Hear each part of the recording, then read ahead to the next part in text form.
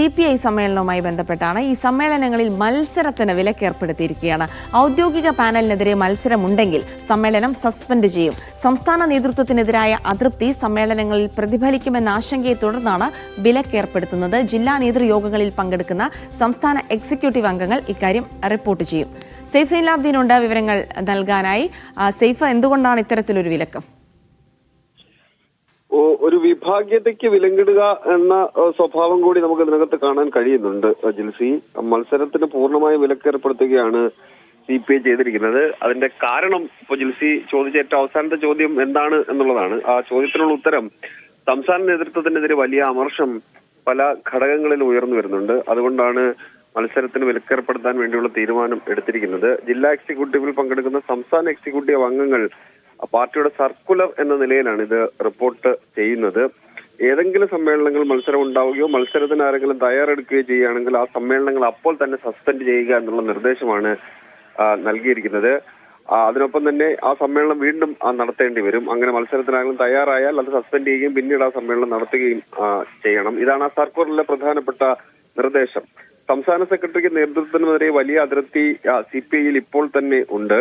മുതിർന്ന നേതാവ് K. ഇസ്മായിലിനെതിരെയുള്ള നടപടി കഴിഞ്ഞ അങ്ങേ ആഴ്ചയാണ് പുറത്തു വന്നത്. അതിൽ വലിയ അമർഷം ചില മേഖലകളിൽ നിന്ന് ഉയർന്നു വരുന്നുണ്ട്. അതും സമ്മേളനങ്ങളിൽ പ്രതിഫലിക്കാതിരിക്കുക എന്നുള്ളതാണ് ഈ മത്സര വിലക്കുകൊണ്ട് CPI നേതൃത്വം ലക്ഷ്യം വെക്കുന്നത്.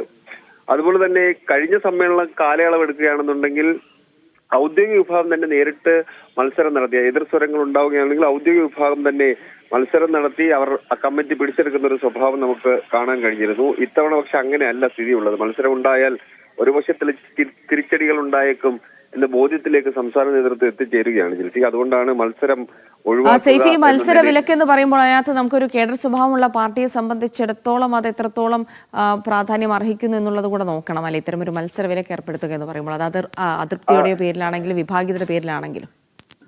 അതെ, തീർച്ചയായിട്ടും ജിൽസി പറഞ്ഞ പ്രധാനപ്പെട്ട കാര്യമാണ്. ഈ ജനാധിപത്യം എന്ന് പറയുന്ന ഒരു സംവിധാനത്തിനകത്ത് മത്സരം എന്ന് പറയുന്നത് അത് ജനാധിപത്യ സ്വഭാവമുള്ളതാണല്ലോ. ഇപ്പോൾ CPMന്റെ സംസ്ഥാന കേന്ദ്ര കമ്മിറ്റിയിലേക്ക് മത്സരം നടന്നു.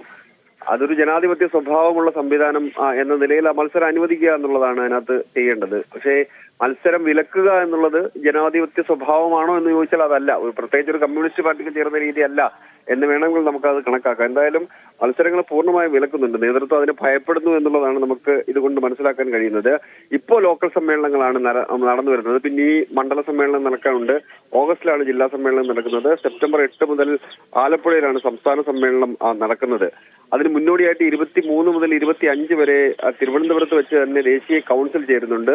ഈ ആഴ്ച സംസ്ഥാന കൗൺസിലും ചേരുന്നുണ്ട്. ഇതെല്ലാം ഇതിനകത്ത് ഈ വിഷയങ്ങളെല്ലാം ചർച്ചയ്ക്ക് വരും എന്ന് തോന്നുന്നു ജിൽസി.